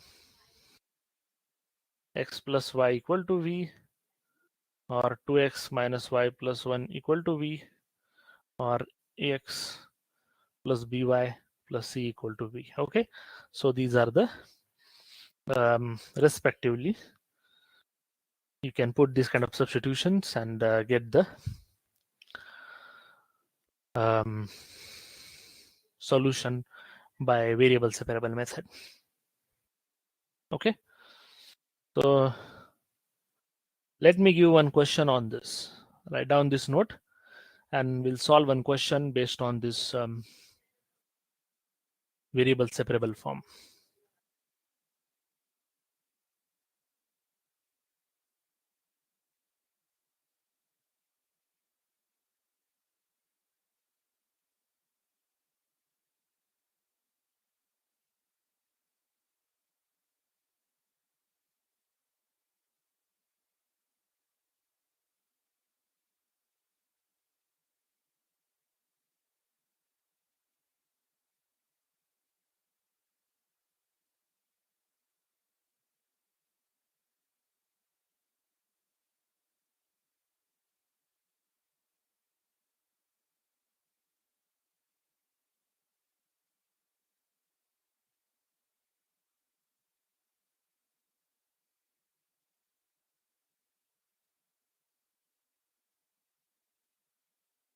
Okay, so let's take a question. Dy by dx equal to 4x plus y plus 1 whole square. So at a first glance, it is clear that you cannot separate the variables x and y. Correct? 4x plus y plus 1 whole square. Yeah, the expansion of this will also be very big, and you ultimately will not be able to separate x on one side and y on one side. But by the substitution, you will be able to solve these questions. So let's see, we can do it. Put 4x plus y plus 1 equal to v. So 4 plus dy by dx plus 0. So you are differentiating with respect to x equal to dv by dx. So ultimately dy by dx can be written as dv by dx minus 4. Okay. So how the question will look like? dv by dx minus 4 will be equal to v square. So dv by dx equal to v square plus 4. So this implies now variable separable you can do dv divided by v square plus 4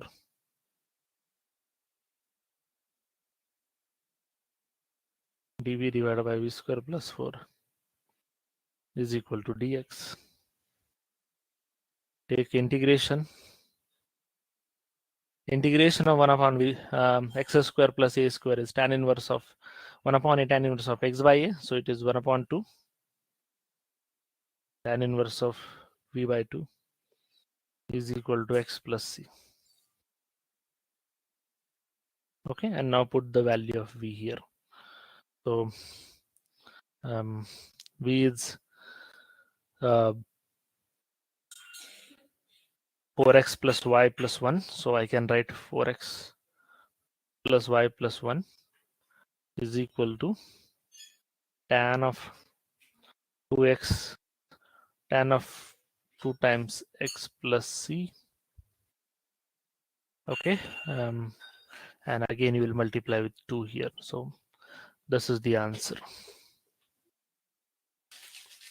4x plus y plus 1 equal to 2 times tan of 2x plus 2 times c. This is the final answer. I hope you are following it.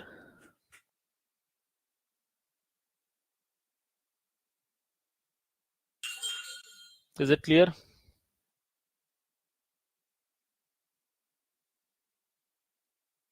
So if variable separable is not working set forward, put some substitution, okay, and then try to solve it.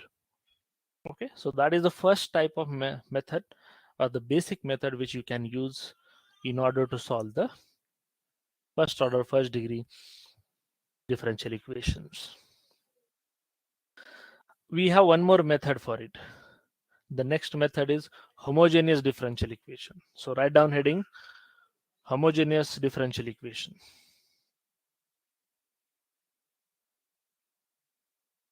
Homogeneous differential equation.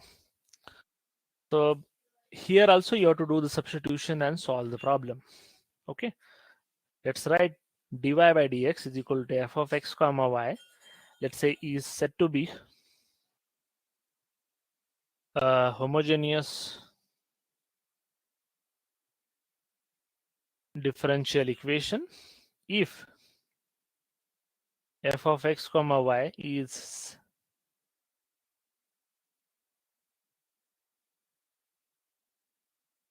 if we are able to write let's say if you are able to write f of x comma y, if you are able to write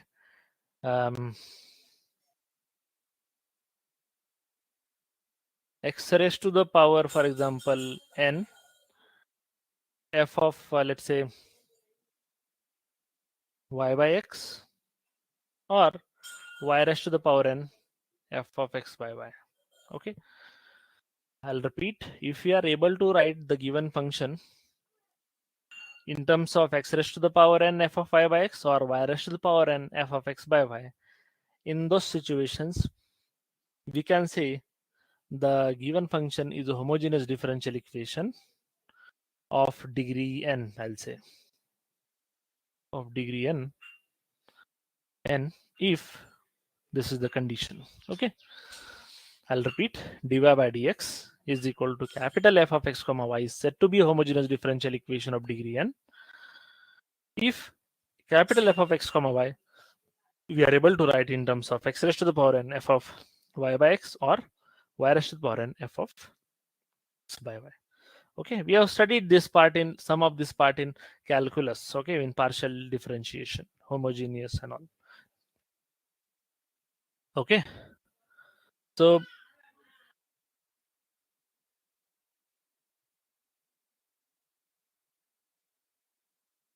this we have studied.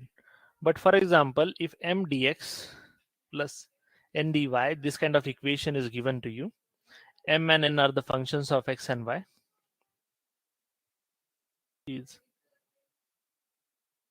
said to be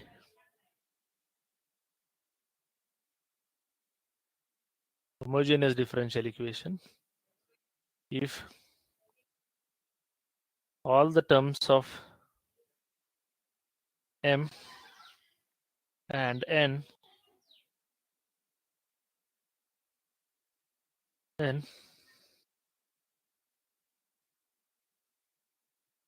should be of same degree. Okay, so write it down this. Write down this line. M dx plus n dy is said to be homogeneous differential equation if all the terms of m and n are of same degree.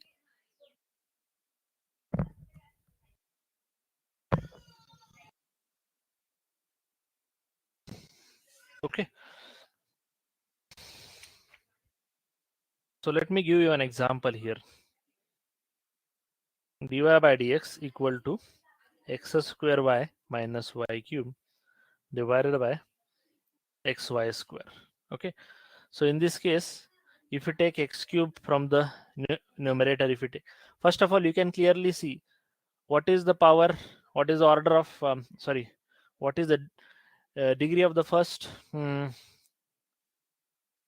3. Second term is also 3. So in numerator, overall degree is 3. In denominator also it is 3. So that's why it's homogeneous differential equation. And what is the degree? It's 3, because you can clearly see x cube.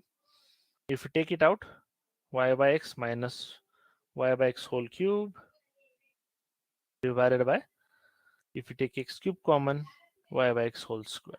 Okay.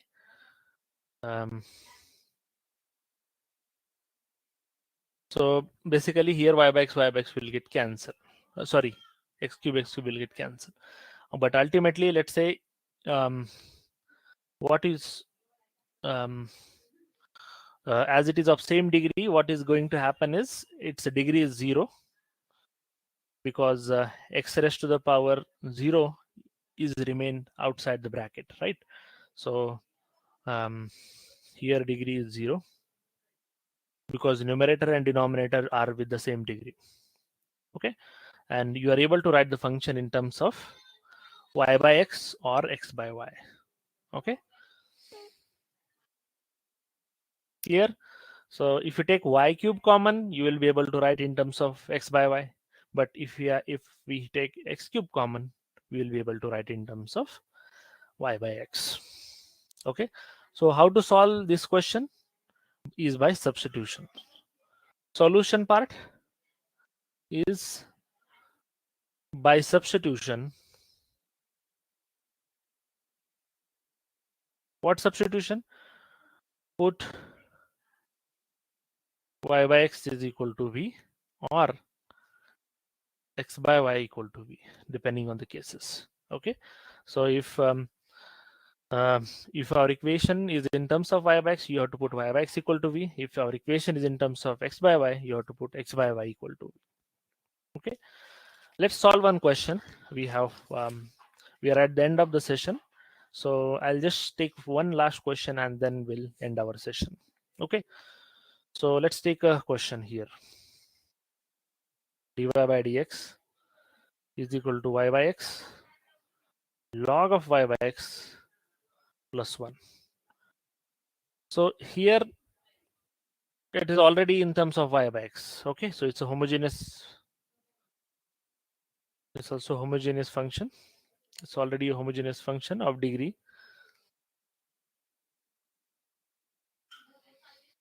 0. Okay, we don't have any because it's already in terms of y by x. So what we'll do is put y by x equal to v, y is equal to vx, dy by dx is equal to v plus x dv by dx. So v plus x dv by dx is equal to v log of v plus 1.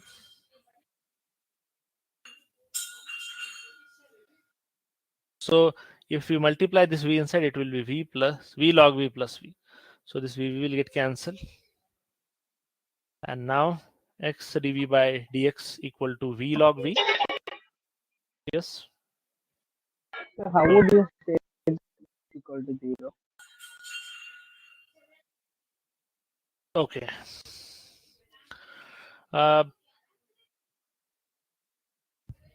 Is there anything? So if dy by dx is, we are writing x raised to the power n f of y by x.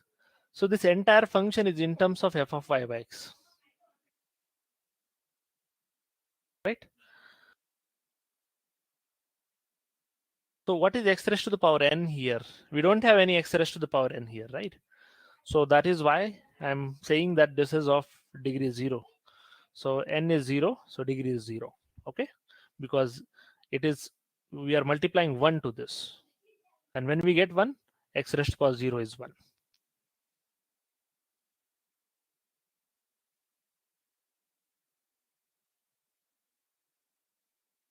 So dv divided by v log v is equal to dx by x.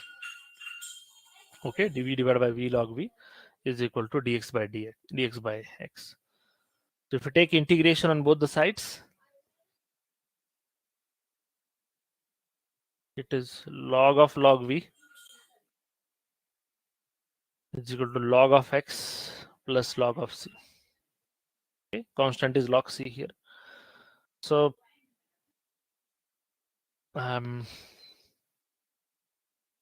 log of log v is equal to log of cx or xcx. So I can say log v is equal to cx. So this implies v is equal to e to the power cx. Okay, v is equal to e to the power cx. That's all. And now put the value of v as y by x. Y by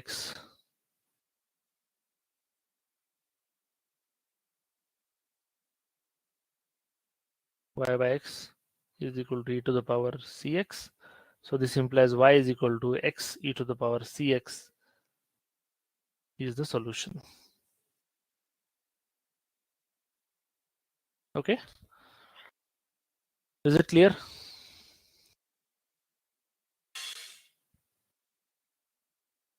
Any doubt in this question? So mainly, whenever the question comes on homogeneous type, you can directly put the substitution y by x equal to v or x by y equal to v. That's all. Okay, so we are at the end of the session here. In next session, we will solve some other different types. Okay, we have to study non-homogeneous differential equation, exact differential equation, non-exact differential equation, higher order differential equations, and so on. So okay, this is again a very big topic, and we'll try to complete it in the next week. Okay, so with that, thank you all for joining this session, and let's meet again next week. If you have any doubt till this, feel free to ask. I'll wait for a minute. Sir, one question is there. Yeah. Z of xy is equal to? Instead, yes, could you please repeat again? Z of x comma y.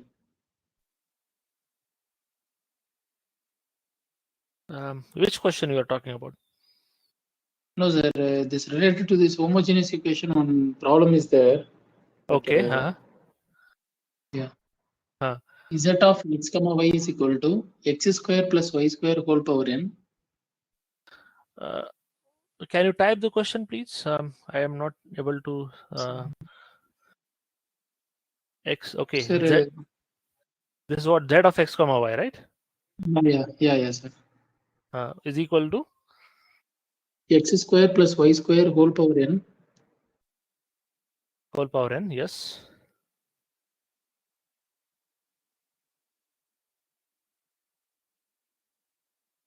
Yep. That's all.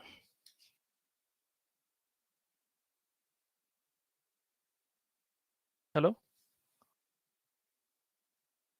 Is there anything after this or in denominator? Sir, your screen is not. Yes, sir. Divided by x square plus y square whole power n divided by 2n. Divided by 2n okay. bracket.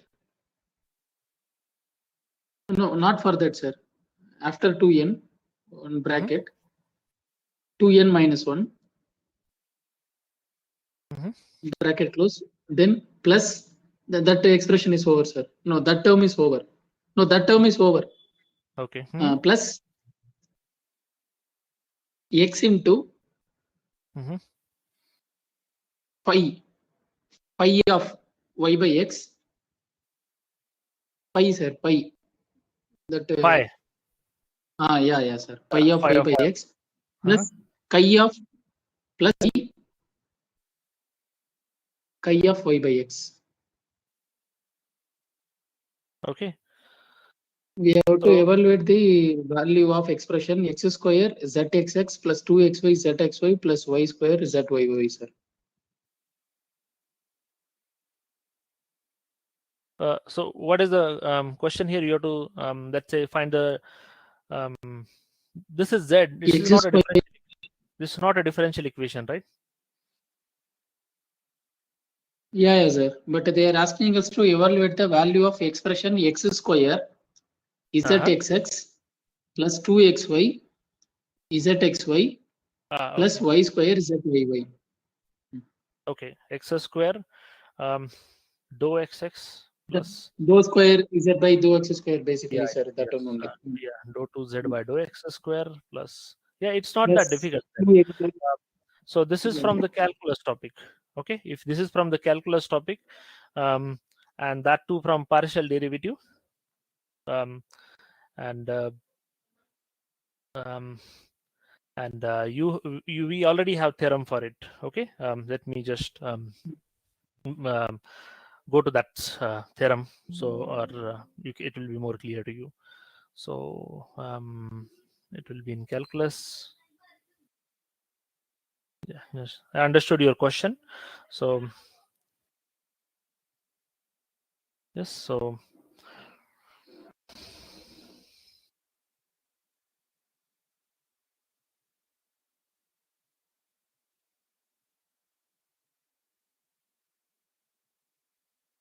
not in this.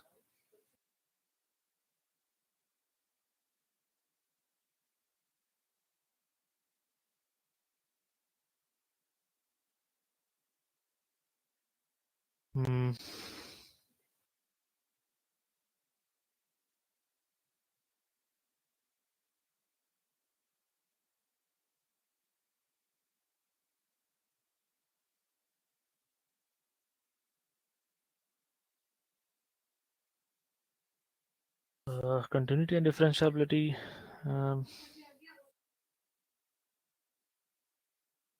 No, mean value theorems.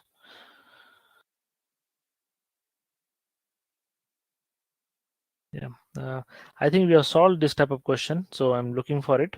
If not, then I will solve it. Not an issue.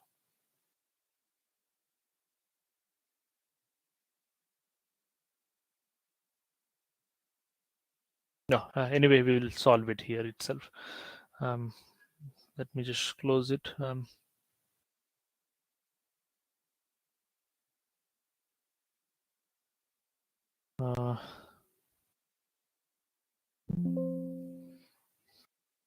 Yeah, just give me a minute.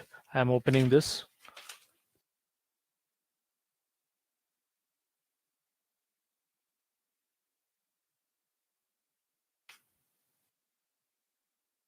Yeah, others, if you don't have any doubt, feel free to leave. Okay, because I'll not be teaching anything new now. Just will solve this question. Yeah.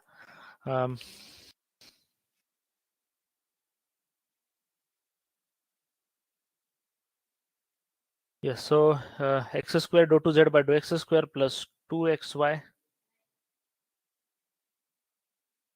2xy dou 2z by dou x dou y plus y square dou 2z by dou y square will be equal to what? Will be G of u, G dash of u minus 1, I think, sir. yeah, it's n into n minus 1 into u, n into n minus 1 into z basically. Okay, because our question is in terms of z. Are you able to Sir, see your my screen screen? is not updated. No, no, sir. Okay, let me share again.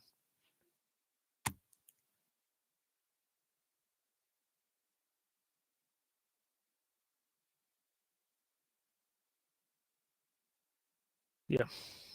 Okay. So I hope now it is updated. In Euler's theorem, we have studied two Euler's theorem. The value of let's say x. Let me just rewrite here Euler's theorem. If u is a function of x comma y and is a homogeneous function